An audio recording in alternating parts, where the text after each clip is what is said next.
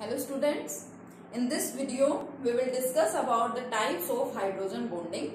Last lecture में हम लोग सीख चुके थे कि हाइड्रोजन बॉन्डिंग होती क्या है एंड हाइड्रोजन बॉन्ड बनाने की कंडीशंस क्या होती हैं.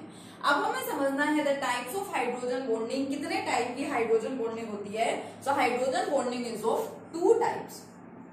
दो टाइप की हाइड्रोजन बॉन्डिंग होती है. कौन कौन सी? First one inter molecular hydrogen bonding. पहली बॉन्डिंग कौन सी है बेटा? Inter molecular hydrogen bonding. And second one is intramolecular. Second क्या है? Intramolecular hydrogen bonding. अब हाइड्रोजन बॉन्डिंग का मतलब तो आप सभी को पता है.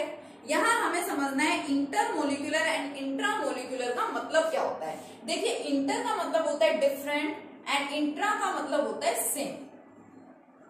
इंटर का मतलब डिफरेंट एंड इंट्रा का मतलब क्या होता है? सेम होता है. जैसे आप लोग बात करते हैं अबाउट इंटर स्कूल कॉम्पिटिशन, दो स्कूल्स के बीच में कॉम्पिटिशन. इंटर क्लास कॉम्पिटिशन, दो क्लासेस के बीच में competition. Similarly we have here inter molecular hydrogen bonding. Inter molecular मतलब दो डिफरेंट मोलिक्यूल्स के बीच में अगर हाइड्रोजन बॉन्डिंग एग्जिस्ट कर रही है, दो डिफरेंट मोलिक्यूल्स के बीच में अगर हाइड्रोजन बॉन्ड बन रहे हैं, then that type of hydrogen bonding will be known as the intermolecular hydrogen bonding. और अगर एक ही पर्टिकुलर सब्सटेंस है आपके पास, कोई एक ही पर्टिकुलर मोलिक्यूल है, उसी मोलिक्यूल के अंदर अगर हाइड्रोजन बॉन्ड बन रहे हैं तो हम लोग उसको क्या बोलेंगे? Intramolecular hydrogen bonding. एग्जाम्पल की हेल्प से आपको ज्यादा अच्छे से समझ आएगा. लास्ट लेक्चर में मैंने आपको एक एग्जाम्पल दिया था. मान लीजिए हमारे पास क्या है? हाइड्रोजन फ्लोराइड है. It is the first molecule of hydrogen fluoride. It is second molecule and it is the third molecule of the hydrogen fluoride. इसमें मैंने आपको बताया था fluorine is more electronegative than hydrogen. तो इसकी वजह से फ्लोरीन क्या करता है? हाइड्रोजन के इलेक्ट्रॉन्स को अपनी तरफ अट्रैक्ट करेगा and it will acquire partial negative charge and hydrogen will acquire partial positive charge. ये सारी चीजें हमें पता है, हम लोग लास्ट लेक्चर के अंदर डिस्कस कर चुके हैं. और partial negative and positive charges की वजह से अट्रैक्शन हुआ और एक वीक बॉन्ड की फॉर्मेशन हो जाती है and this weak bond is known as the hydrogen bond. ये चीज हम लोग डिस्कस कर चुके थे. चाहे वाटर का एग्जांपल ले लीजिए, चाहे अमोनिया का एग्जांपल ले लीजिए, कोई भी एग्जांपल ले लो. बट यहाँ पे देखिए बेसिकली हुआ क्या है. ये आपका फर्स्ट मोलिक्यूल है हाइड्रोजन फ्लोराइड का. It is your second molecule of hydrogen fluoride. It is your third molecule of hydrogen fluoride. तो यहाँ पे क्या हुआ है? डिफरेंट मोलिक्यूल्स के बीच में हाइड्रोजन बॉन्ड बना है. डिफरेंट का मतलब यहाँ पे ये नहीं होगा कि एक तो हाइड्रोजन फ्लोराइड का मोलिक्यूल है, दूसरा डिफरेंट है यानी कि वाटर का है, तीसरा डिफरेंट है यानी कि अमोनिया का है. नहीं, डिफरेंट का मतलब ये एक मोलिक्यूल, ये दूसरा मोलिक्यूल, ये अलग अलग ही तो मोलिक्यूल्स है. ये फर्स्ट मोलिक्यूल हो गया, ये सेकंड मोलिक्यूल होगा. तो इस तरह से जो बीच में हाइड्रोजन बॉन्ड्स बनते हैं तो उनको बोला जाता है intermolecular hydrogen bond. The bond which is produced by two और मोर, या जो बोले the bond which is produced between two और मोर डिफरेंट मोलिक्यूल्स. दो या दो से ज्यादा डिफरेंट मोलिक्यूल्स के बीच में जो बॉन्ड बना है, it is known as the intermolecular hydrogen bonding. So it is the example of intermolecular hydrogen bonding. अभी तक जो हम लोग एग्जांपल्स डिस्कस कर रहे थे वो क्या था? इंटरमोलिक्यूलर का था. अब मैं आपको बताती हूँ इंट्रामोलिक्यूलर का.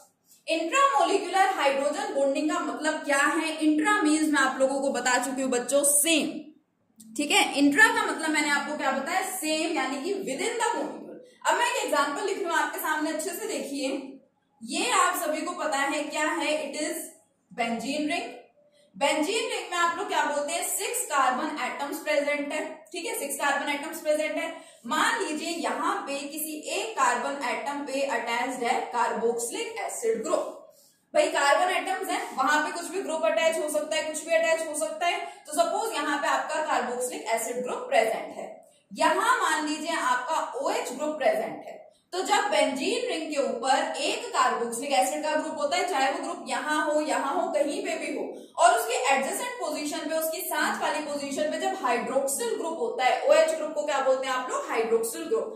Then this acid is known as, क्योंकि इसमें कार्बोक्सिलिक एसिड है इसलिए इसको एसिड बोला जाता है. This acid is known as salicylic acid या सैलिसाइलिक एसिड भी इसको बोल देते हैं. What is this? This is salicylic acid or salicylic acid. ठीक है, इसके अंदर देखिए क्या होता है, मैंने आपको लास्ट लेक्चर में बताया था कि ये जो हमारी कार्बोक्सिलिक एसिड है इसके अंदर एक्चुअल में है क्या, इसमें एक कार्बन ने एक OH ग्रुप के साथ सिंगल बॉन्ड बना रखा है हाइड्रोक्सिल ग्रुप के साथ, और दूसरा यहाँ पे कार्बन के साथ डबल बॉन्ड इसने बनाया है। अब देखिए ये पर्टिकुलर एक ही मॉलिक्यूल है, एक ही सब्सटेंस है, एक ही कंपाउंड है, उसी कंपाउंड के अंदर एक ऐसा ग्रुप प्रेजेंट है जहां ऑक्सीजन प्रेजेंट है and oxygen is more electronegative, और इसी मॉलिक्यूल के अंदर एक ऐसा ग्रुप प्रेजेंट है जो अपना हाइड्रोजन प्रोवाइड करवा सकता है बॉन्डिंग के लिए। तो यहाँ देखिए आपको सिंपल सी बात पता है कि हाइड्रोजन बॉन्ड बनेगा हाइड्रोजन के बीच में एंड ज्यादा इलेक्ट्रोनेगेटिव एलिमेंट के बीच में, और उस एलिमेंट का साइज होना चाहिए स्मॉल। तो यहाँ दोनों कंडीशन है, ऑक्सीजन ज्यादा इलेक्ट्रोनेगेटिव है तो ये हाइड्रोजन के इलेक्ट्रॉन्स को अपनी तरफ अट्रैक्ट करेगा and it will acquire partial negative charge and it will acquire partial positive charge. दोनों में अट्रैक्शन हुई तो दोनों में क्या बन गया, बॉन्ड बन गया। This weak bond is known as the hydrogen bond.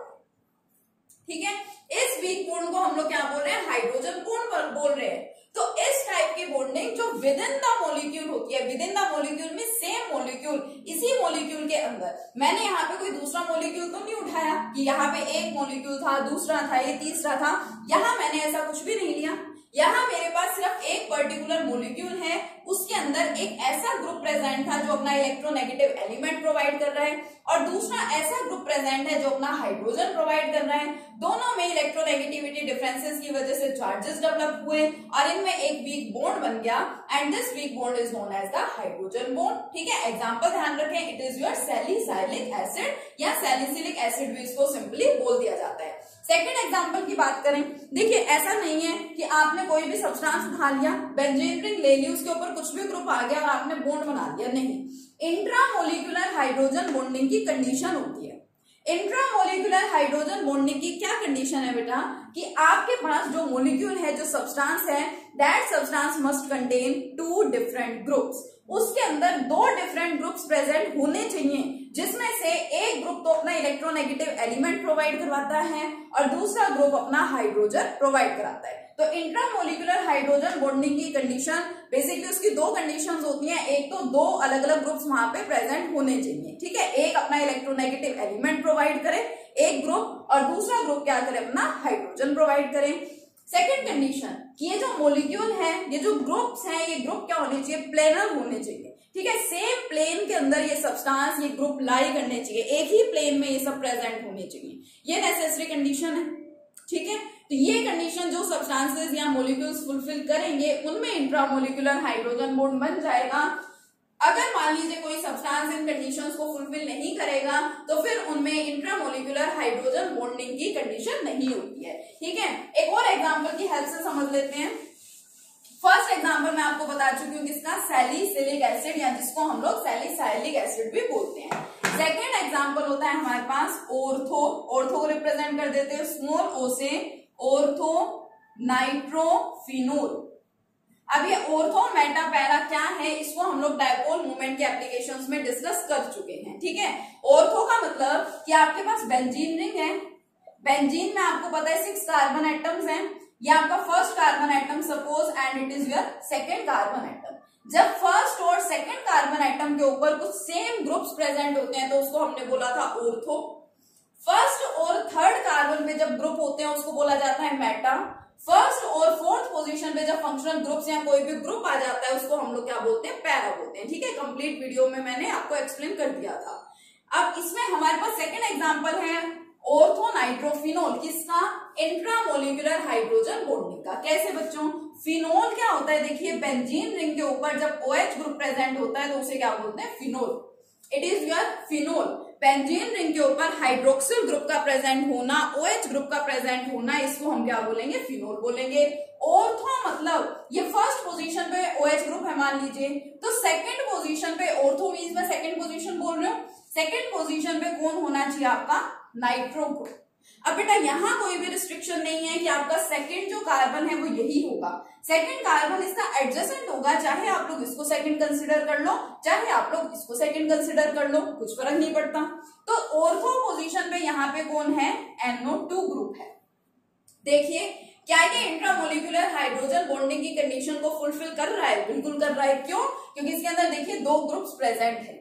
एक ग्रुप यहां से हम इस सीधा सीधा दिख रहा है कि ये ग्रुप क्या कर सकता है, अपना हाइड्रोजन प्रोवाइड करवाएगा और इसके अंदर इलेक्ट्रोनेगेटिव एलिमेंट प्रेजेंट है, नाइट्रोजन है और ऑक्सीजन है। ज्यादा इलेक्ट्रोनेगेटिविटी किसकी है, ऑक्सीजन की। तो ये ग्रुप नाइट्रो ग्रुप अपने ऑक्सीजन एटम को प्रोवाइड करता है हैविंग मोर इलेक्ट्रोनेगेटिविटी, और एक्चुअल में उसको रिप्रेजेंट कैसे करते हैं, स्ट्रक्चर की हेल्प से। जैसे कार्बोक्सिलिक एसिड को आपने इस तरह से स्ट्रक्चर की फॉर्म में एक्सपेंड करके लिखा, तो नाइट्रो ग्रुप को भी ऐसे लिखा जाता है। नाइट्रोजन के साथ दो ऑक्सीजन कैसे अटैच्ड होते हैं, एक ऑक्सीजन बनाता है सिंगल बॉन्ड और एक ऑक्सीजन बनाता है डबल बॉन्ड। तो यहां से हाइड्रोजन और यहां से आपका इलेक्ट्रोनेगेटिव एलिमेंट कंबाइन हो जाएंगे और क्या बना लेंगे, hydrogen bond. So it is ortho nitrophenol. तो दो मोस्ट इंपोर्टेंट एग्जांपल्स हैं।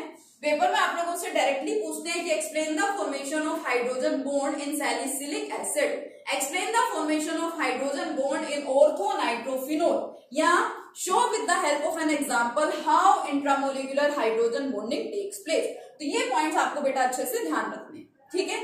नेक्स्ट कंसेप्ट हमारे पास आता है कि हम यहाँ पे जब से हमने हाइड्रोजन बॉन्डिंग का कंसेप्ट स्टार्ट किया है तो हम क्या बोल रहे हैं, a weak bond is produced, a weak bond is produced and this weak bond is known as hydrogen bond. तो इसका मतलब ये नहीं है बेटा कि बहुत ज्यादा वीक बॉन्ड है।